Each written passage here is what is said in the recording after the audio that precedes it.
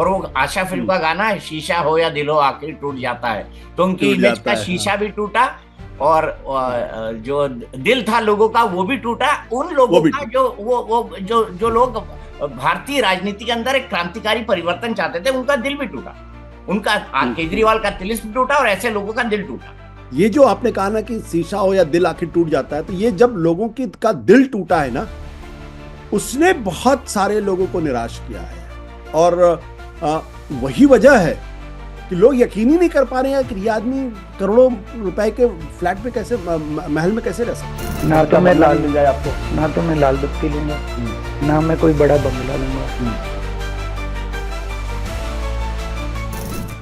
देखिए, आम आदमी पार्टी इस बार कमजोर विकेट पर है, इसमें कोई दो राय नहीं है।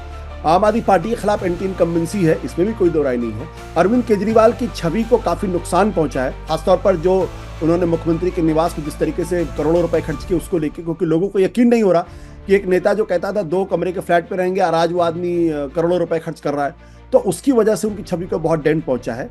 तीसरा क्या है कि उनके बहुत सारे एमएलए जो रिपीट उन्होंने किए, वो भी करीब 3 बार के एमएलए हैं। तो 3 बार का एमएलए का मतलब ये होता है कि एक एंटी इनकम्बेंसी उनके खिलाफ भी होती है। 20 चिट्ठियां लिख चुका हूं पुलिस को कि प्लीज मेरी जान छोड़ दो, मेरे को सिक्योरिटी नहीं चाहिए। बदली हुई है आप? मैंने नहीं ली हुई सर, वो पीछे पीछे चलते रहते हैं, एक गाड़ी पीछे पीछे चलती रहती है। आप हटवा दीजिए अगर आपकी चलती हो तो। ये प्योर और शुद्ध राजनीति है और मुझे खेद है कि सुरक्षा, पर्सनल व्यक्तिगत सुरक्षा को राजनीति के हवाले कर दिया गया है। कम से कम सेफ्टी एंड सिक्योरिटी पे राजनीति नहीं होनी चाहिए। अरविंद केजरीवाल बिल्कुल नरेंद्र मोदी के नक्शे कदम पे चुनाव लड़ते हैं, बिल्कुल। वो भी किसी चीज का कोई लिहाज नहीं करते हैं। और मैंने आपको बोला कि आज से 4 महीने पहले जब उनको लग गया कि वो चुनाव हार सकते हैं, तो उसके बाद से लगातार वो जमीन पे है, लगातार नैरेटिव सेट करने की कोशिश की। वो यहां तक भी कह देंगे कि देखिए, हरियाणा की सरकार ने तो दिल्ली के यमुना के पानी में जहर मिला दिया है और उसकी वजह से जेनोसाइड हो जाएगा। ये कोई नेता नहीं बोल सकता। भारतीय जनता पार्टी की हरियाणा की सरकार ने दिल्ली में यमुना से आने वाले पानी में जहर मिला के भेज दिया है। फिर तो हम उसी तरीके से रहेंगे। मुझे लगता है तो मुझे दिल्ली को लगता है 8 तारीख को ब्रेकअप सॉन्ग गाना पड़ेगा। सत्ता का नशा बहुत बहुत बुरी चीज होती है। मुझे लगता है सत्ता ने उनको बदल दिया। Power corruption, absolutely power corruption, absolute power. शायद यही हुआ अरविंद केजरीवाल का। बिल्कुल हो सकता है। नमस्कार दोस्तों, मैं हूं दीपक चौरसिया और हमारी इस खास पेशकश में आपका स्वागत है। आज हम बात करेंगे दिल्ली के चुनाव पर। एक तरफ अरविंद केजरीवाल हैं, दूसरी तरफ भारतीय जनता पार्टी और तीसरी तरफ कांग्रेस पार्टी। आज मेरे साथ इस खास पेशकश में एक ऐसे खास मेहमान हैं जिनको आप सालों से जानते हैं, लगभग 3 दशक से मेरे दोस्त रहे हैं, साथ ही साथ भारतीय राजनीति पर बहुत तगड़ी पकड़ रखते हैं, सत्य हिंदी के फाउंडर हैं, वरिष्ठ पत्रकार हैं, राजनीति में भी हाथ आजमा चुके हैं और आम आदमी पार्टी से वो जुड़े रहे। लेकिन जब दिल्ली में आम आदमी पार्टी की बात होती है तो मैं एक सबसे जो ऑथेंटिक और क्रेडिबल वॉइस मानता हूं आम आदमी पार्टी को समझने में, उनकी रणनीति को पता लगाने में, भारतीय जनता पार्टी क्या मैन्यूवरिंग कर रही है, किस तरह की उसकी रणनीति है बीजेपी, उसको समझने में, और कांग्रेस कहाँ चुकी या कहाँ पर उसने काम किया। तो आशुतोष मेरे साथ हैं। आशुतोष सत्य हिंदी के फाउंडर हैं। आशु, आपका बहुत बहुत स्वागत है। बहुत दिन बाद हम बात कर रहे हैं, आपको देखकर, आपको जी सुनता बिल्कुल रहता हूँ दीपक, लगातार। बहुत सालों के बाद बहुत अच्छा लग रहा है। कम से कम हम एक बार फिर आमने सामने और बातचीत कर रहे हैं, क्योंकि हमें अच्छी तरीके से याद है जब 1998 का जब चुनाव हो रहा था तो हम लोग साथी थे उस वक्त, और तब शीला दीक्षित पहली बार मुख्यमंत्री बनी थी। और आपको याद होगा 1998 का वो चुनाव प्याज के दाम पर हो गया था। 40 रुपए बिल्कुल। किलो हाँ, प्याज हो गए प्याज थे के दाम। और हाँ अटल जी हाँ उसकी सफाई देते देते जो है अंततः चुनाव हार गए। हाँ, बिल्कुल बिल्कुल। तो चलिए दिल्ली के इन चुनाव पर बात करते हैं। सबसे पहले आशुतोष, समझना चाहूंगा मिडिल क्लास बजट, इस मिडिल क्लास बजट के बाद अब आपको क्या दिल्ली का चुनाव बदलता हुआ दिखाई दे रहा है? क्योंकि 45% मिडिल क्लास आबादी है और लगभग टैक्स पेयर जो इनकम टैक्स भरते हैं उसमें से 87% लोगों को इस बजट के बाद 12 लाख का जो टैक्स एग्जम्पशन है उससे राहत मिलेगी। उसके बाद हम पॉलिटिकल पार्टी की स्ट्रैटेजी पर आएंगे, क्योंकि मुझे लगता है क्या ये चुनाव का एक टर्निंग पॉइंट हो सकता है। आप क्या कहेंगे? नहीं, ये निश्चित तौर पर प्रधानमंत्री नरेंद्र मोदी और भारतीय जनता पार्टी के द्वारा एक कह सकते हैं कि तुरुप का एक इक्का जरूर फेंका गया है। लेकिन इस पे बहुत ज्यादा बदलाव हो जाएगा मुझे ऐसा लगता नहीं। उसका कारण बहुत सिंपल है। कारण इसलिए क्योंकि देखो, दिल्ली के अंदर जो मिडिल क्लास है वो सिर्फ मिडिल क्लास नहीं है। दिल्ली में एक तरीके से तीन तरीके का मिडिल क्लास है। एक अपर मिडिल क्लास है, मिडिल मिडिल क्लास है और लोअर मिडिल क्लास है। जो अपर मिडिल क्लास है, जो एफ्लुएंट क्लास है, जो दरअसल आम आदमी पार्टी को खड़ा करने में और आम आदमी पार्टी के आंदोलन को बड़ा बनाने में जिसकी बहुत बड़ी भूमिका थी, जब मैं आम आदमी पार्टी में था 2014 से 2018 के बीच में, उस वक्त मैंने इस बात को महसूस किया था कि ये मिडिल क्लास बहुत मजबूती के साथ आम आदमी पार्टी के साथ जुड़ा हुआ था। लेकिन over a period of time ये जो अपर मिडिल क्लास है, ये आज की तारीख अगर आप पूछे तो बहुत नाराज है आम आदमी पार्टी से, क्योंकि उसको ये उम्मीद नहीं थी कि आम आदमी पार्टी इस तरीके से बदल जाएगी। जो आज आम आदमी पार्टी का स्वरूप है, उससे वो काफी नाराज भी है, विक्षुब्ध भी है, डिस्टर्ब भी है। इसलिए वो तो आम आदमी पार्टी के साथ नहीं है। लेकिन जो बिजली, पानी, शिक्षा और स्वास्थ्य, इन चार चीजों की वजह से जो लाभान्वित है दिल्ली के अंदर, वह है मिडिल क्लास, जिसके बच्चे किसी निजी स्कूल में नहीं पढ़ने जा सकते थे, या जो मोहल्ला क्लिनिक में जाके आराम से मुफ्त में इलाज करा सकते थे। उसी तरीके से जब आपको बिजली मुफ्त मिल रही है, पानी आधे दाम पे मिल रही है, तो आप करीब 1,000-1,500 रुपए प्रति माह बचा लेते हैं। फिर बस की फ्री राइड आपको मिल गई है। तो इन सब चीजों की वजह से अपर मिडिल क्लास तो जरूर इस फैसले के बाद से, सरकार के जो फैसला है 12 लाख रुपए तक एग्जम्पशन दे दिया इनकम टैक्स से, उससे जरूर और मजबूती के साथ बीजेपी के साथ जुड़ेगा। लेकिन उसके नीचे वाला जो तबका है, वो मुझे नहीं लगता कितनी मजबूती के साथ साथ साथ जुड़ता हुआ दिखाई पड़ेगा। वो अभी भी अरविंद केजरीवाल में उसकी आस्था है और वो अरविंद केजरीवाल को ही एक तरीके से वोट देना पसंद करेगा। कैंपेनिंग की अगर बात करी जाए तो शुरुआत से लेकर अभी तक आप इस पूरे कैंपेनिंग को कैसे एनालाइज करते हैं, आम आदमी पार्टी के पॉइंट ऑफ व्यू से, बीजेपी के पॉइंट ऑफ व्यू से और साथ ही साथ कांग्रेस के पॉइंट ऑफ व्यू से? दीपक देखो, आप तो बीजेपी को बहुत अच्छी तरीके से समझते हो। आपने बीजेपी बहुत लंबे समय तक कवर भी की है और आपने देखा कि नरेंद्र मोदी के आने के बाद से भारतीय जनता पार्टी पूरी तरीके से बदल गई। लेकिन एक ऐसा किला था जो नरेंद्र मोदी अमित शाह की जोड़ी जिस किले को नहीं तोड़ पाई विधानसभा के चुनाव में, वो किला था दिल्ली का। दिल्ली जिसको हाफ स्टेट हम कहते हैं, आधा तो केंद्र सरकार के पास है और आधा आम आदमी पार्टी के साथ है। 2015 में जब मैं आम आदमी पार्टी में था, उस वक्त नरेंद्र मोदी के नेतृत्व में 282 सीटें आई थी। महाराष्ट्र जीता, हरियाणा जीता, झारखंड जीता, जम्मू जीता, और उसके बावजूद वो दिल्ली में 3 सीट सिर्फ जीत पाए। आप सोचिए, अपने लोकप्रियता के शिखर पे थे नरेंद्र मोदी। उसी तरीके 2020 में आप देखिए कि जब नरेंद्र मोदी के नेतृत्व में बीजेपी को 303 सीटें मिली, कांग्रेस पार्टी पूरी तरीके से ध्वस्त हो गया, अपोजिशन ध्वस्त हो गया। विधानसभा के चुनाव में आम आदमी पार्टी फिर 62 सीट लेके आ जाती है। मतलब इतनी बुरी हार तो बीजेपी की लगातार 2 बार किसी चुनाव में नहीं हुई। इस चुनाव में मेरा अपना मानना यह है कि भारतीय जनता पार्टी के लिए बहुत सुनहरा मौका था आम आदमी पार्टी को हराने के लिए। बल्कि यह कहूं कि अगर इस चुनाव में भारतीय जनता पार्टी अगर नहीं जीतती है तो उसके लिए भारतीय जनता पार्टी खुद ही दोषी होगी। उसके लिए वो ना तो आम आदमी पार्टी को दोष दे सकती है, ना यहाँ के मतदाताओं को वोट दे सकती है। अरविंद केजरीवाल जब जेल से निकले सितंबर के महीने में, उस वक्त जो मेरी पास जानकारी है, वो बहुत ज्यादा नर्वस थे, बहुत ज्यादा परेशान थे। उनको लगता था कि दिल्ली में अब उनकी सरकार नहीं बन पाएगी।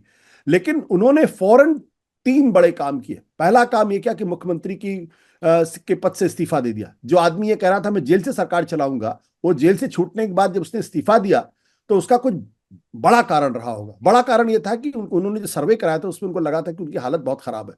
दूसरा, उन्होंने जो मुख्यमंत्री का आवास था जिसको शीश महल कहते हैं, उसको छोड़ दिया क्योंकि उसकी वजह से उनकी छवि बहुत खराब हुई थी। तीसरा, उसके बाद से लगातार वो मास कॉन्टैक्ट प्रोग्राम में लगे रहे। अगर 20-25 लोगों की भी अगर नुक्कड़ सभा है तो वहां भी जा रहे हैं, 2000 की भी तो वहां भी जा रहे हैं, 5000 की सभा वहां भी जा रहे हैं। तमाम किस क्षेत्र में कौन सा विधायक लोकप्रिय है, कौन से विधायक लोकप्रिय नहीं है, क्या मुद्दे चल सकते हैं, क्या मुद्दे, इन सबकी रिसर्च उन्होंने की और धीरे धीरे उन्होंने अपना ग्राउंड रिट्रीव करना लगा। जो भारतीय जनता पार्टी दिसंबर के महीने में पदयात्रा शुरू करने वाली थी, न जाने क्यों उन्होंने यात्रा छोड़ दी। मुझे लगता है बीजेपी ओवर कॉन्फिडेंट हो गई कि वो तो जीत रही है। इसका नतीजा ये कि आज की तारीख में ये नहीं कह सकता कि भारतीय जनता पार्टी दिल्ली में जीत सकती है। मुकाबला अभी भी अच्छा है, बढ़िया मुकाबला है, लेकिन ये मुकाबला और अच्छा होता और बीजेपी आसानी से जीतती अगर उसने थोड़ी और मेहनत की होती और एक कोई बड़ा अर्बन फेस अगर वो लेके आई होती जो मजबूत मुख्यमंत्री का उम्मीदवार होता तो। ठीक है, कांग्रेस को आप कहां देखते हैं? कांग्रेस, देखिए कांग्रेस को लेके बहुत तरीके की बातें की जा रही हैं। कांग्रेस इस चुनाव के अंदर बहुत बड़ी प्लेयर नहीं है। उसका कारण बहुत सिंपल है। एक तो कांग्रेस का जमीन के स्तर पे कोई बहुत बड़ा संगठन नहीं है। दूसरा, कांग्रेस अपने स्तर पे कोई बहुत बड़ा नैरेटिव तैयार नहीं कर पाई। तीसरा, पिछले विधानसभा के चुनाव में कांग्रेस पार्टी की हालत बहुत बुरी हो जाती है। लोकसभा के चुनाव में 2019 में आपको जानकर हैरानी होगी कि वो दिल्ली में 22% वोट लेके आम आदमी पार्टी से आगे थे। आम आदमी पार्टी नंबर 3 की पार्टी थी, कांग्रेस नंबर 2 की पार्टी थी। पिछले जो जो लोकसभा का चुनाव हुआ उसमें कांग्रेस और आम आदमी पार्टी के बीच में संबंध था। उस वक्त भी दोनों के बीच में 18% वोट का कांग्रेस पार्टी के पास था, 22-23% आम आदमी पार्टी के पास था। एमसीडी के चुनाव में भी कांग्रेस ठीक ठाक परफॉर्मेंस करती वोट परसेंटेज के लिहाज से, लेकिन विधानसभा के चुनाव में 4.5% की पार्टी पिछले बार होकर रह गई। तो वहां से ज्यादा कोशिश करेगी तो 10% नोट हो जाएगा, 12% नोट हो जाएगा, इससे ज्यादा तो मुझे लगता नहीं। एक दो सीट कहीं निकल जाए तो बात बात अलग है, वो भी मुस्लिम डोमिनेटेड इलाके में। लेकिन जो लोग ये कह रहे हैं कि दरअसल आम आदमी पार्टी, कांग्रेस अगर मजबूती से चुनाव लड़ेगी तो आम आदमी पार्टी को नुकसान होगा, मेरा मानना ऐसा नहीं। मेरा मानना यह कि आम आदमी पार्टी के खिलाफ जबरदस्त एंटी इनकम्बेंसी है या बड़ी एंटी इनकम्बेंसी है। जो आम आदमी पार्टी विरोधी वोट है वो कांग्रेस के मजबूत लड़ने से, जो बीजेपी को वोट नहीं देना चाहते लेकिन मनमार के देते अगर कांग्रेस नहीं होती तो वो कांग्रेस की तरफ जा सकते। जैसे आप 2020 में विधानसभा का चुनाव देखें तो 2020 के विधानसभा के चुनाव में आम आदमी पार्टी का वोट नहीं खिसका। वो 54% 15 में भी था, लगभग 54% वो 2020 में भी था। बीजेपी 33% से बढ़ के 38% हो जाती है और कांग्रेस पार्टी 10% से घट के 4% चली जाती है। यानी जो पूरा का पूरा चंक जो बीजेपी को मिला वो कांग्रेस से शिफ्ट होकर इधर आया। तो मेरा मानना है कि 10% तक अगर कांग्रेस महदूद रहती है तो बीजेपी को नुकसान करेगी, लेकिन 10% से ऊपर अगर निकलती है कांग्रेस पार्टी तब जाके आम आदमी पार्टी को नुकसान करने की स्थिति में। इसलिए मुझे लगता है कि कांग्रेस कोई बहुत बड़ी प्लेयर हो जाए, कम से कम अब मुझे तो अभी नहीं दिखाई पड़ रहा। अब अगर कोई चमत्कार हो जाए तो बात अलग है, तो एक दो सीट कहीं निकल सकती है, ज्यादा से ज्यादा 10 से 12% वोट उसको मिल सकता है। ठीक है। अगर हम वोट के परसेंटेज की बात करें तो अगर हम देखेंगे स्विंग वोटर जो दिल्ली को बदलता है, लोकसभा चुनाव में पूरी तरह से मोदी के साथ होता है, विधानसभा चुनाव में पूरी तरह से अरविंद केजरीवाल जी के साथ होता है, तो ये 10 से 15% का वोटर है। 10 से 15%। मैं एक रफ फिगर बता रहा हूं, मैं एग्जैक्ट नंबर्स पे नहीं जा रहा हूं। आपने बताया पिछली बार भी चुनाव में बीजेपी का लगभग 3.5-4% वोट बढ़ा था। तो अगर बीजेपी यहां से अपना 4% वोट आगे बढ़ाती है, आम आदमी पार्टी का 4% वोट कम होता है और 43-44-45 के आसपास दोनों पॉलिटिकल पार्टी टिकती हैं, तो आपको नहीं लगता कि यहां पर एक सिचुएशन ऐसी आएगी जिसमें आपको डेंट लग सकता है, खास तौर पर पॉपुलर परसेप्शन को लेकर? क्योंकि फ्रीबीज अब सभी दे रहे हैं, सब कह रहे हैं कि कोई भी लोक कल्याणकारी योजना बंद नहीं होगी। ये बीजेपी का स्टैंड 2020 में नहीं था। देखिए, आम आदमी पार्टी इस बार कमजोर विकेट पर है, इसमें कोई दो राय नहीं है। आम आदमी पार्टी के खिलाफ एंटी इनकम्बेंसी है, इसमें भी कोई दो राय नहीं है। अरविंद केजरीवाल की छवि को काफी नुकसान पहुंचा है, खासतौर पर जो उन्होंने मुख्यमंत्री के निवास को जिस तरीके से करोड़ों रुपए खर्च किए उसको लेकर, क्योंकि लोगों को यकीन नहीं हो रहा कि एक नेता जो कहता था 2 कमरे के फ्लैट पे रहेंगे और आज वो आदमी करोड़ों रुपए खर्च कर रहा है। तो उसकी वजह से उनकी छवि को बहुत डेंट पहुंचा है। तीसरा क्या है कि उनके बहुत सारे एमएलए जो रिपीट उन्होंने किए वो भी करीब 3 बार के एमएलए हैं। तो 3 बार का एमएलए का मतलब यह होता है कि एक एंटी इनकम्बेंसी उनके खिलाफ भी होती। चौथा, वो एमसीडी के अंदर भी उनकी सरकार आज की तारीख में है। तो अगर कहीं कुछ सड़क नहीं बन रही, पानी नहीं आ रहा, सीवर नहीं ठीक है, तो उसकी भी जवाबदेही उनकी है। तो एमसीडी, दिल्ली सरकार और एमएलए, इन तीनों की एंटी इनकम्बेंसी आज की तारीख में बीजेपी आम आदमी पार्टी के खिलाफ काम कर रही है। फ्रीबीज को लेके उनके प्रति लोगों के मन में एक ट्रस्टवर्दीनेस है कि हाँ यार, इस आदमी ने कहा था कि बिजली मुफ्त देंगे तो दिया, उसने पानी आधे दाम पे देने की बात की तो दिया, स्कूलों का अच्छा किया उसने, और जो स्वास्थ्य है उसमें भी सेवाएं काफी अच्छी की हैं। अब उसमें आलोचना तो हर जगह हो सकती है, अच्छे बुरे काम तो हर जगह होते हैं। तो एक ट्रस्टवर्दीनेस है, और साथ ही साथ उन्होंने जो महिलाओं को अपनी तरफ लाने की कोशिश की है उसका भी उनको फायदा मिला है। हमारे बहुत सारे दर्शक इस बात को जानने में उनको आश्चर्य होगा कि सीएसडीएस का सर्वे 2020 के चुनाव के बारे में कहता है कि 35% महिलाओं ने बीजेपी को वोट दिया था और 60% महिलाओं ने आम आदमी पार्टी को वोट दिया। यानी 25% वोटों का फर्क, ये बहुत बड़ा फर्क होता है। अगर मान लीजिए कि इस बार महिलाएं भी नाराज हैं तो आम आदमी पार्टी को और आम आदमी पार्टी और बीजेपी के बीच में अगर जो 25% का फासला है, अगर वो घट के 10% का भी होता, 15% अगर वोट भी टूटता है, तो भी एडेड एडवांटेज आज की तारीख में आम आदमी पार्टी को होगा। और यही कारण है कि उनको ये रियलाइज था कि महिलाएं उनके लिए बहुत कट्टर वोटर हैं, इसलिए महिलाओं की फ्री बस राइड की बात की है, 2100 रुपए उनको देने की बात की है। और आज की तारीख में पुरुषों में तो जरूर भारतीय जनता पार्टी आम आदमी पार्टी पर 20 है। ज्यादा से ज्यादा पुरुष वोटर आज बीजेपी को वोट देंगे, आम आदमी पार्टी को कम देंगे, लेकिन महिलाएं थोक के भाव में देंगी। दूसरा, दो और बड़े सोशल बेस हैं। एक दिल्ली के अंदर जो मुस्लिम तबका, जो 13% आबादी है, उसने पिछली बार तकरीबन तकरीबन 80% से ज्यादा वोट आम आदमी पार्टी को दिया था। कांग्रेस भी थी, लेकिन कांग्रेस को पूरी तरीके से नकार दिया था। इस बार भी वो आम आदमी पार्टी से खुश नहीं है। उसकी पहली पसंद राहुल गांधी है, मुसलमान वोटर की पहली पसंद कांग्रेस है। लेकिन मुसलमान भी इस बात को अच्छी तरीके जानता है कि वो बीजेपी को कांग्रेस नहीं हरा सकती। हरा सकती है तो आम आदमी पार्टी हरा सकती है। और आम आदमी पार्टी कम से कुछ भी है, सॉफ्ट हिंदुत्व की बात करती है, लेकिन वो बीजेपी जैसी नहीं है। वो उनको डिस्क्रिमिनेट नहीं करेगी, उनके खिलाफ नफरत का माहौल पैदा नहीं करेगी, तो वो मन मार के वो आम आदमी पार्टी को देगी। तीसरा जो बड़ा तबका है वो दलित तबका, जो दिल्ली में 17% है। सीएसडीएस का सर्वे ये कहता है कि पिछली बार दिल्ली में दलितों में 69%, 69% वोट दलितों ने दिया था आम आदमी पार्टी को। तो दलित, मुस्लिम और महिलाएं अगर ये एक साथ रहती हैं, इनमें भी टूटन होगी, लेकिन इतनी कम। मुस्लिम वोटर में तो टूटन नहीं दिखाई पड़ती मुझे, महिलाएं और दलितों में टूटन होगी, लेकिन इतनी टूटन नहीं हो पाएगी कि बीजेपी को उसको फायदा मिल जाए। इसलिए मेरा मानना यह है कि लड़ाई जबरदस्त होगी। आम आदमी पार्टी का वोट काफी गिरेगा, लेकिन क्या बीजेपी अपना वोट उतना बढ़ा पाएगी, ये सबसे बड़ा सवाल है। क्योंकि जो दिल्ली के अंदर दो तरीके के वोटर है। एक वो वोटर है जो आंख बंद करके नरेंद्र मोदी को वोट देता है, जो लोकसभा के चुनाव में देता है। दूसरा वो वोटर है जो आंख बंद करके केजरीवाल को वोट देता है। वो बीजेपी को भी नहीं देता, वो आम आदमी पार्टी को वोट नहीं देता। अन्यथा कोई कारण नहीं है कि 2019 में आम आदमी पार्टी को लोकसभा में 18% वोट मिलता है और विधानसभा के चुनाव में 36% वोट का जंप होता, 18 से सीधे 54% चला जाता है। तो ये जो वोटर है 18% के आसपास, 15 से 18%, जिसके बारे में आपने भी जिक्र किया, ये वोटर मोदी का लॉयलिस्ट है और केजरीवाल का लॉयलिस्ट है। अब मैं यहाँ पे अगर ये वोटर अगर कहीं नाराज हुआ, तब तो आम आदमी पार्टी वाकई में खतरे में पड़ेगी। मुझे नहीं लगता कि इसमें इतनी ज्यादा नाराजगी है, लेकिन क्या 54% से घट के वो 40% पे आम आदमी पार्टी आ जाएगी? अभी तो फिलहाल कम से कम सेफोलॉजिकली तो नहीं लगता मुझे।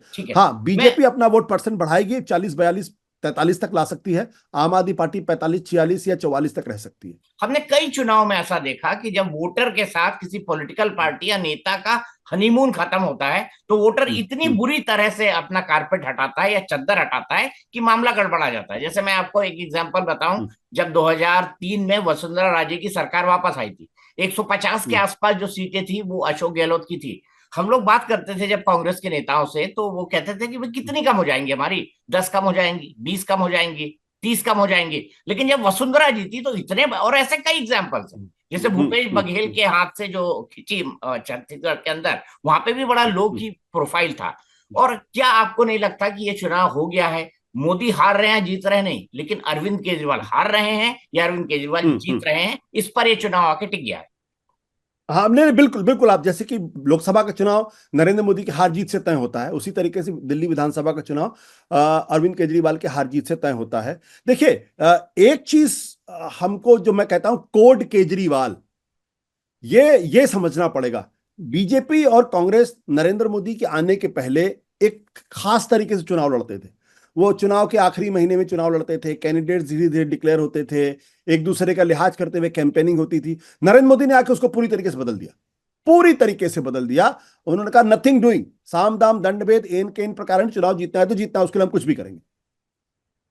वो कांग्रेस पार्टी उसका उस तरीके से मुकाबला नहीं कर पाती। ममता बनर्जी उस तरीके से मुकाबला करती हैं। अरविंद केजरीवाल बिल्कुल नरेंद्र मोदी के नक्शे कदम पे चुनाव लड़ते हैं, बिल्कुल। वो भी किसी चीज का कोई लिहाज नहीं करते हैं। और मैंने आपको बोला कि आज से 4 महीने पहले जब उनको लग गया कि वो चुनाव हार सकते हैं, तो उसके बाद से लगातार वो जमीन पे है, लगातार नैरेटिव सेट करने की कोशिश की। बीजेपी की सबसे बड़ी असफलता यह कि बीजेपी इस चुनाव में नैरेटिव नहीं सेट कर पाई। जैसे पिछली बार पश्चिम बंगाल के चुनाव में लोग कह रहे थे कि इस बार तो बीजेपी निकाल ले जाएगी, क्योंकि 18 सीटें उसको लोकसभा में मिली थी 2019 में। लेकिन ममता बनर्जी में जो एग्रेशन है उसका 10 गुना एग्रेशन अरविंद केजरीवाल में। और इसलिए वो यहां तक भी कह देंगे कि देखिए हरियाणा की सरकार ने तो दिल्ली के यमुना के पानी में जहर मिला दिया है और उसकी वजह से जेनोसाइड हो जाएगा। ये कोई नेता नहीं बोल सकता, ये अरविंद केजरीवाल ही खाली बोल सकते हैं। अब इस पे बीजेपी 3 दिन से सफाई दे रही, प्रधानमंत्री जी भी कह रहे हैं नहीं नहीं नहीं नहीं, मैं भी यमुना का पानी पीता हूं। नायब सिंह जाके कह रहे हैं मैं पानी का आचमन किया, उसमें कुछ भी नहीं है। उसकी पूरी स्ट्रेटजी क्या थी? पूरी स्ट्रेटजी ये थी कि 3 दिनों तक इनको यमुना में उलझाए रखो और इस दौरान हम अपनी बातों को जनता के बीच में उनका कार्यकर्ता पहुंचाता रहेगा। तो जो बात बीजेपी अपने 2500 का जिस तरीके से टीवी के माध्यम से प्रचार करती या बाकी चीजों को, वो प्रचार से दूर हो गई। वो दूसरा, उसके ऊपर जो ये आरोप लगा था कि दिल्ली को साफ नहीं किया, जब प्रधानमंत्री जी खुद ही कह रहे कि हम यमुना का पानी पीते हैं तो फिर यमुना गंदी कहां है? ये जो स्किल है, ये स्किल आज की तारीख में सिर्फ 2 ही या 3 नेताओं के अंदर है। ममता बनर्जी में है, अरविंद केजरीवाल में है और साथ ही साथ नरेंद्र मोदी में है, तीसरे किसी में नहीं। इसलिए चुनाव अगर अरविंद केजरीवाल की जगह कोई दूसरा आम आदमी पार्टी का नेता होता तब तो ये चुनाव बुरी तरीके से आम आदमी पार्टी हार जाती, लेकिन वैसा है नहीं। इसलिए मुझे नहीं लगता कि कोई बहुत बड़ा स्विंग वोटर में होगा। अब वोटर ने अगर कुछ और मतदाता ने मन बना रखा हो तो बात अलग है, वो मैं नहीं जानता उस बार। तीसरी क्या बात है कि अभी भी लोग अरविंद केजरीवाल को दूसरे नेताओं की तुलना में मॉरली थोड़ा बेटर मानते हैं। क्योंकि मोरली अरविंद मानते हैं, मुझे केजरीवाल इस पे थोड़ा डाउट अभी है। भी मान, अब देखो, हाँ देखिए, इसलिए मैं कहता हूं क्योंकि जब उनकी तुलना परवेश वर्मा से होगी, जब उसकी तुलना विधुड़ी से होगी, जब उसकी तुलना मनोज तिवारी से होगी, तो उस संदर्भ में तो हमारी राय क्या, इससे फर्क नहीं पड़ता। लेकिन जनता तो उनकी तुलना मनोज तिवारी से करेगी, जनता उनकी तुलना परवेश वर्मा से करेगी, जनता उनकी तुलना विधुड़ी से करेगी। तो वहां तो उनको लगता है एक आईआईटी का पढ़ा लिखा आदमी है, आईआरएस ऑफिसर रहा है, ठीक है, राजनीति में सभी पैसे लेते हैं, उसको भी तो अपनी पार्टी चलानी है। उस लिहाज से उसको एक एडेड एडवांटेज है। और सबसे बड़ी बात क्या है कि जो उसने वायदा किया वो वायदा जनता की नजर में पूरे हुए हैं। तो इसलिए जो गरीब गुरबा है, जो गरीब तबका जो कि झोपड़ी में रहता है, मार्जिनलाइज्ड है, जो पूर्वांचल उत्तर प्रदेश बिहार से आया हुआ है, जो 2 वक्त की रोटी यहां कमा रहा है, उसके लिए तो 1500-2000 रुपए बचेंगे तो और बहुत बड़ी बात होती। उसकी नजर में अभी भी केजरीवाल की इमेज जो है वो बाकी लोगों की तुलना में बेहतर है, थोड़ी बहुत बेहतर। पहली वाली स्थिति नहीं है कि लोग कहते थे अरे ये तो रेडिकल रिवोल्यूशनरी है, ये तो समाज बदल देगा, देश बदल देगा, क्रांतिकारी आदमी, वो छवि नहीं है। तो इसका भी फायदा उसको है। ठीक है, अब मैं अपना विश्लेषण बताता हूँ। मेरा ये मानना ये है कि 1993 का पहला इलेक्शन, वो आपने भी देखा, मैंने भी देखा, आप टीवी में आ गए थे, मैं प्रिंट के अंदर था। हमने देखा मदन लाल खुराना क्लीन जीते, मतलब उसमें कोई if and buts and doubts नहीं थे। 98 का इलेक्शन शीला दीक्षित ने क्लीन जीती। 2003 का इलेक्शन शीला दीक्षित ने क्लीन देखी, मतलब वहां बीजेपी नंबर 2 पे थी, उनका अपना एक वोट बैंक था, लेकिन नंबर 1 जो था वो बहुत आगे था। इसी तरह 2008 का इलेक्शन शीला दीक्षित बिल्कुल क्लीन जीती। 2013 का इलेक्शन शीला दीक्षित बिल्कुल क्लीन जीती। अब आप 2013 पे आइए। 2013 क्रांति वाला इलेक्शन था, क्योंकि हम दोनों ने अन्ना आंदोलन देखा, अन्ना हजारे का रामलीला मैदान के अंदर, वो क्रांति वाला इलेक्शन था। इसलिए एक बीजेपी नंबर 1 पे रहती है 15 साल की एंटी इनकम्बेंसी के बाद, आम आदमी पार्टी नंबर 2 पे रहती है और कांग्रेस 3 पे, और आम आदमी पार्टी और कांग्रेस की सरकार बनती है। अब 2014 में जब नरेंद्र मोदी अपनी पॉपुलैरिटी के पीक पे थे, तब जो है अरविंद केजरीवाल 67 सीटें लाते हैं, बिल्कुल क्लीन, मतलब कोई इफ्स एंड बट्स थे ही नहीं। 2020 में वो कहते हैं 2015 से 20 तक मैंने काम नहीं किया, मुझे काम नहीं करने दिया गया। उनकी इमेज इतनी खराब नहीं थी, है ना, और उनकी इमेज उस तरह से नहीं खराब थी। और 2019 में एक बार मोदी जीत के आ चुके थे, फिर जिस तरह के दिल्ली के हालात थे, जिस तरह से केजरीवाल ने अपने आप को कवर किया, उसको देखकर ये लगता है कि 2025 का भी ये चुनाव क्लोज नहीं रहेगा। अगर कोई जीता, चाहे वो बीजेपी जीती तो 40+ जाएगी, चाहे आम आदमी पार्टी जीती तो 40+ जाएगी। उस हिसाब से क्या अरविंद केजरीवाल इतना वोट बैंक बचा पाएंगे कि वो 40+ चले जाए? वहां पे मुझे थोड़ा डाउट क्रिएट होता है दिल्ली का ट्रेंड देखते हुए। नहीं, आपकी बात बिल्कुल सही है, बहुत दुरुस्त बात है और आपने बहुत सही बात कही है। देखिए, चुनाव में तो एक बार तो हंग असेंबली हुई ना 2013 में। 2013 में हंग असेंबली हुई, इसका मतलब दिल्ली में हंग असेंबली हो सकती है। तो मेरा कहना यह है कि आम आदमी पार्टी को 35 सीटें मिलती हैं या 45 सीटें मिलती हैं, ये इमटेरियल है। इंपॉर्टेंट क्या है कि आज की तारीख में जब मैं आपसे बातचीत कर रहा हूं तो मेरा अपना विश्लेषण यह कहता है कि आम आदमी पार्टी को बीजेपी के ऊपर एज है। अब वो कितना एज है कहना मुश्किल है। क्या आम आदमी पार्टी सिंगल लार्जेस्ट पार्टी बनकर उभर सकती? बिल्कुल उभर सकती है। क्या आम आदमी पार्टी अपने बल पर सरकार बना सकती, मेजॉरिटी मार्क लेके आ सकती? बिल्कुल ला सकती है। क्या बीजेपी आम आदमी पार्टी को हरा सकती है? यह बात अभी मैं कहने की स्थिति में नहीं। मैं अभी जब मैं आपसे बात कर रहा हूं तो मेरा मेरा विश्लेषण, मैं अपने विश्लेषण के आधार पर मैं कन्विंस नहीं हूं कि बीजेपी आज की तारीख में अपने बल पे 35-36 सीट ला सकती दिल्ली के अंदर। ला सकती थी, बहुत अच्छी स्थिति थी, बहुत अच्छी स्थिति थी। सितंबर अक्टूबर के महीने में आम आदमी पार्टी बहुत डिफेंसिव थी। अरविंद केजरीवाल को रातों की नींद नहीं आती थी। उनका कैडर बहुत परेशान था। उनके एक एमएलए ने मुझे ये बताया कि सर आपको यकीन नहीं होगा, उस वक्त तो हम उंगलियों पे जब जोड़ते थे तो लगता था कि ज्यादा ज्यादा हम 12 या 15 सीटें जीत सकते। ये उसने मुझे बताया और हम लोगों को नींद नहीं आती और ये लगता था कि अगर सरकार नहीं बन पाई तब तो आम आदमी पार्टी ही खत्म हो जाएगी, क्योंकि हम तो बीजेपी कांग्रेस की तरीके से तो है नहीं कि हम सस्टेन कर जाएंगे, तो हम नहीं सस्टेन कर पाएंगे। वहां से जो उन्होंने क्लेम किया है, अगर उस वक्त आम आदमी बीजेपी ने थोड़ा एग्रेशन दिखाया होता, कोई अच्छा मुख्यमंत्री का चेहरा लेकर आए होते, दिल्ली में पदयात्राएं शुरू कर दी होती और सोशल मीडिया पे छा गए होते, तब तो आराम से 40-45 सीटें बीजेपी ला सकती थी। लेकिन अरविंद केजरीवाल को जो मौका मिला है उससे उन्होंने अपनी जमीन काफी रिटेन कर ली है। अगर उनको सुप्रीम कोर्ट से अगर बेल भी नहीं मिलती ना तो भी आम आदमी पार्टी का चुनाव फंस जाता, क्योंकि लोकसभा के चुनाव में उनको कोई सिंपैथी नहीं मिली। उन्होंने कहा कि जेल का जवाब वोट से दो। लोगों ने 7 की 7 सीटें नरेंद्र मोदी को दे दी, दोबारा उनको 54% वोट मिला प्रधानमंत्री जी को। इसका मतलब कोई सिंपैथी नहीं मिली। इस चुनाव में भी अगर आप ग्राउंड पे जाके लोगों से बात करेंगे तो अरविंद केजरीवाल के जेल जाने पे किसी के कोई सिंपैथी नहीं है। जबकि इतना बड़ा नेता है, जेल गया, वो गए, मनीष सिसोदिया गए, संजय सिंह गए, सत्येंद्र जैन गए, विजय नायर गए, सब जेल गए, तो एक सिंपैथी होनी चाहिए ना। वो सिंपैथी क्यों नहीं है? सिंपैथी इसलिए नहीं है क्योंकि लोगों को लगता है कुछ ना कुछ तो गड़बड़ किया है। और जब लोगों के सपने टूटते हैं कि यार जिसके बारे में हम सोचते थे लाल बत्ती भी नहीं लेगा, जो आदमी जो है वो 2 कमरे के फ्लैट में रहने की बात करते था, अब वो करोड़ों को उसमें रहने लगे और पूरा पैराफर्नेलिया उनके साथ चलता है, ये भी उसी तरीके से बिहेव कर रहे, तो लोगों का भ्रम टूटा है। लेकिन बीजेपी उस भ्रम टूटने का फायदा नहीं उठा पाई, कम से कम मुझे ऐसा लगता है। तो इसलिए मुझे नहीं मालूम कि आम आदमी पार्टी को 45 सीट मिलेगी या 55 सीट मिलेगी। 62 सीट तो नहीं मिलने वाली, 50 के ऊपर भी नहीं मिलने वाली सीट, मुझे ऐसा लगता है वो। लेकिन एज है और हो सकता है आम आदमी पार्टी सरकार बना ले, और हो सकता है बीजेपी बना ले। इस संभावना को कैसे देखते हैं? नहीं, मुझे अभी नहीं लगता है, मुझे अभी नहीं लगता है। ठीक है, हो सकता है 1-2 दिन के अंदर। ये बात आपकी सही है कि जो सरकार ने जो 12 लाख रुपए एक एग्जेम्पशन दिया है उससे एक फायदा होगा, लेकिन बहुत छोटा तबका है जिसको फायदा होगा, जो ऑलरेडी अरविंद केजरीवाल से नाराज था। ठीक है। क्योंकि दीपा एक चीज और होती ना कि आपने चुनाव के 1 दिन पहले अनाउंस कर दिया, अब उसको 2 दिन के अंदर सारी जनता तक पहुंचा पाना कि ये इनकम टैक्स हमने ये छूट दी है, इससे ये आपको फायदा होगा, ये बड़ा मुश्किल काम। इस बीच अरविंद केजरीवाल 3 बार 70 की 70 विधानसभाओं का दौरा कर चुके हैं। आप सोचिए, ये फर्क है। वीरेंद्र सचदेवा जाएंगे तो वहां 10 लोग नहीं इकट्ठा होने वाले, मनोज तिवारी जाएंगे 10 लोग इकट्ठा नहीं, ये लोग अभी एक बार भी शायद दौरा नहीं कर पाएंगे। अरविंद केजरीवाल व्यक्तिगत तौर पर, मनीष सिसोदिया व्यक्तिगत तौर पर, संजय सिंह व्यक्तिगत तौर पर 70 विधानसभाओं में कम से कम 2 से 3 बार जा चुके हैं, डोर टू डोर कैंपेन कर चुके। इसका फर्क पड़ता है।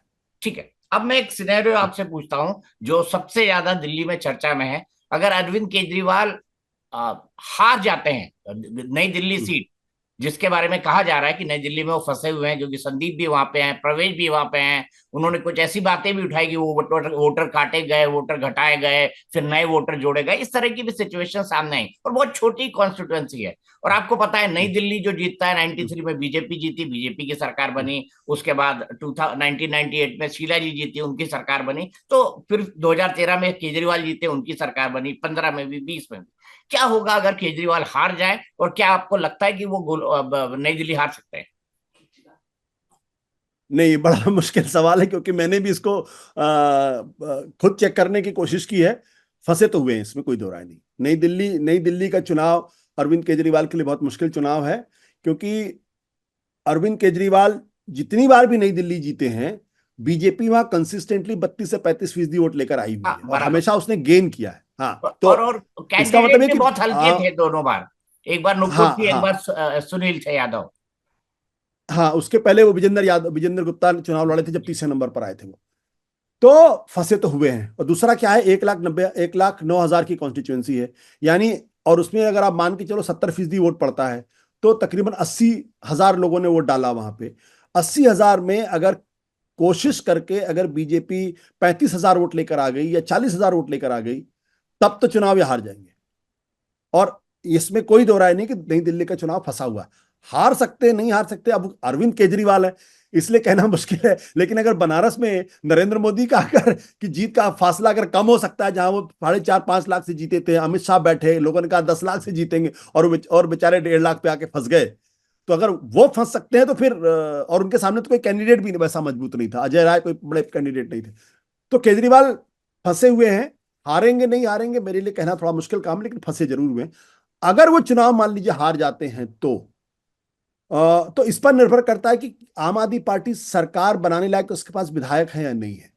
अगर वो खुद हार जाते हैं और आम आदमी पार्टी को अगर बहुमत का आंकड़ा नहीं मिलता है, तब तो ये आम आदमी पार्टी के लिए बहुत बड़ा संकट हो जाएगा, उसके उसके उसके सर्वाइवल का सवाल खड़ा हो जाएगा।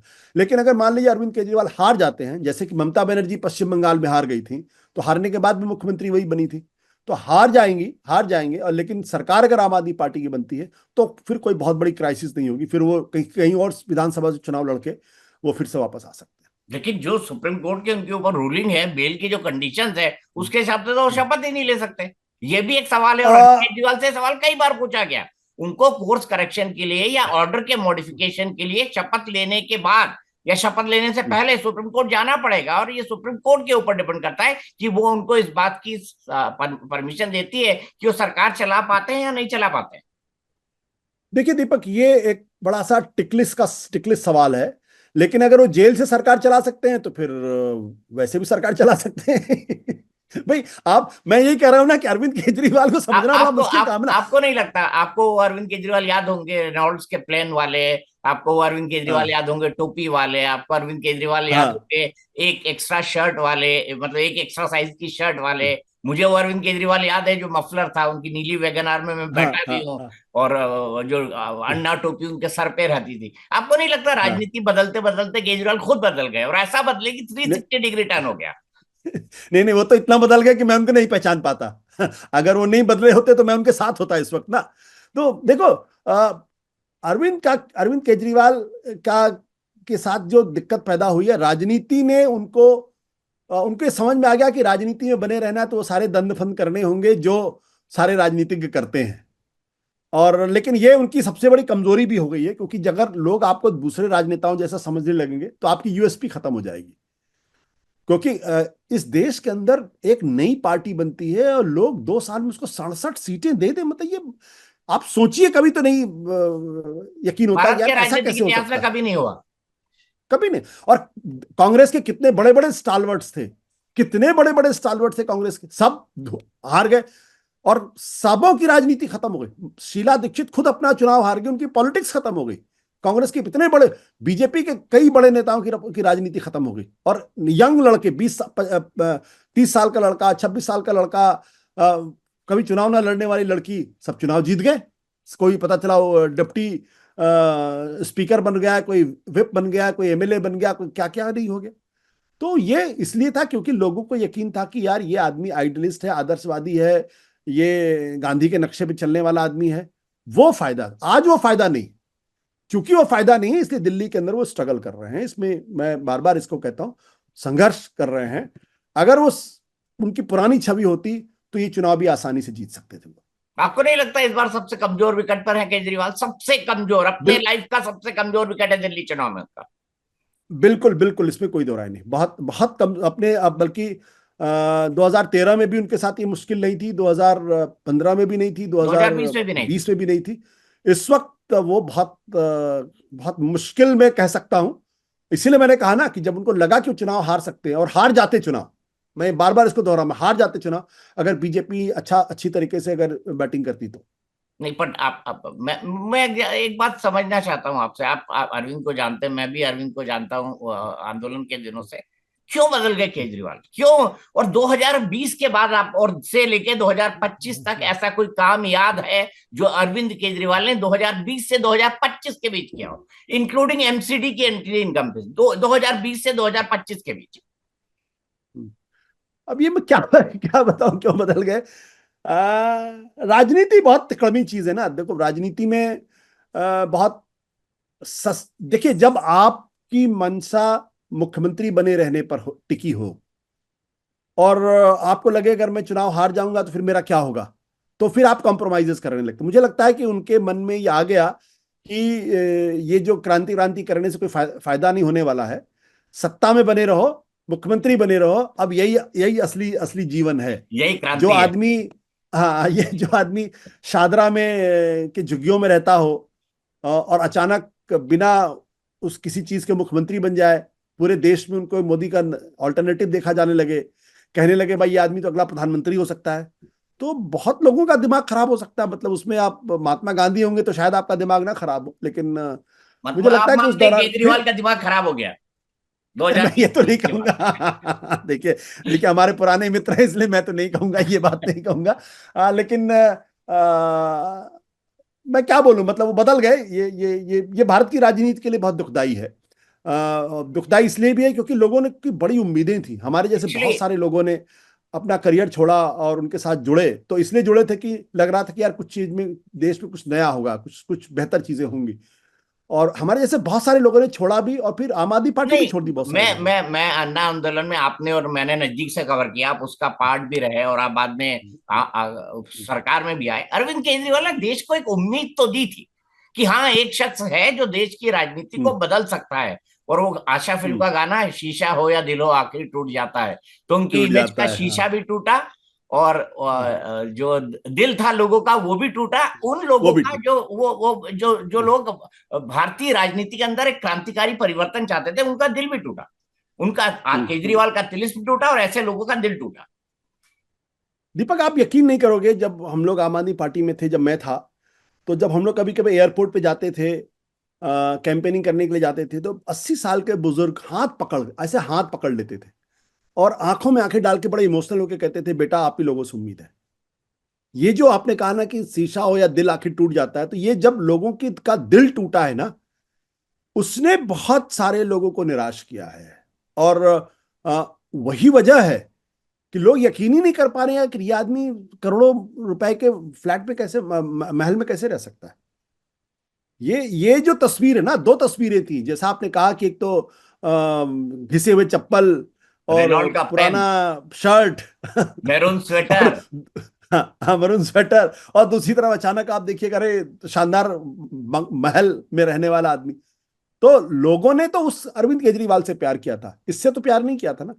इससे प्यार, फिर अगर इस अरविंद केजरीवाल को प्यार करना है तो फिर परवेश वर्मा में क्या प्रॉब्लम है, फिर बिदुड़ी में क्या दिक्कत है, फिर मनोज तिवारी में क्या दिक्कत है, फिर संदीप दीक्षित में क्या दिक्कत, सब तो ठीक ही एक जैसे हैं। फिर तो हम उसी तरीके से रहेंगे।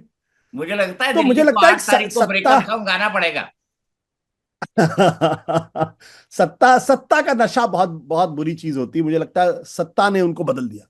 पावर करप्ट्स और and absolutely, power corrupts absolutely. Absolute power, हाँ। शायद यही बिल्कुल हुआ अरविंद बिल्कुल केजरीवाल के साथ। बिल्कुल, हो सकता है, हो सकता है। मैं तो नहीं बोलूंगा करप्ट है, क्योंकि मेरे पास कोई जानकारी नहीं है, लेकिन मैं भी नहीं बोल रहा, मैं आरोपों के आधार पर बोल आरोप तो रहा हूँ। है। हम आरोप तो है और गंभीर आरोप है, और बहुत गंभीर। गंभीर आरोप है। ठीक है आशु, फिर जुड़ेंगे 8 तारीख को। बड़ा मजा आया, थैंक पुरानी यू। बातें, पुरानी थैंक गपशप यू। और एक अड्डेबाजी शुरू करेंगे जल्दी। एक नया प्रोग्राम में प्लान कर रहा हूँ, तो थोड़ा वापस से फील्ड में आ जाऊं उसके बाद। बहुत बहुत शुक्रिया, चलिए, आपसे बहुत बहुत बात शुक्रिया। की बहुत शॉर्ट बहुत टाइम बढ़िया, में। बहुत दीपक, बहुत मजा आया, बहुत मजा आया। सबको थैंक यू, प्रणाम। Thank you.